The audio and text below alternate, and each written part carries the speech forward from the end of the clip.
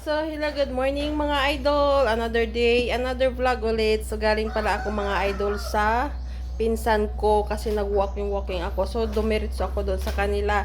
So, tingnan nyo kung ano ang dala ko mga idol. So, ito meron tayong puso ng saging. At saka meron tayong papaya. At saka syempre meron tayong natawag dito yung madanlog, mga tagabang. Yan. Meron pa tayong mga okra.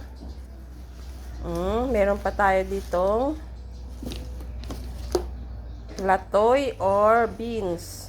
Yan, halo-halo na yan mga idol kasi nilagay ko na dito sa isang lalagyan.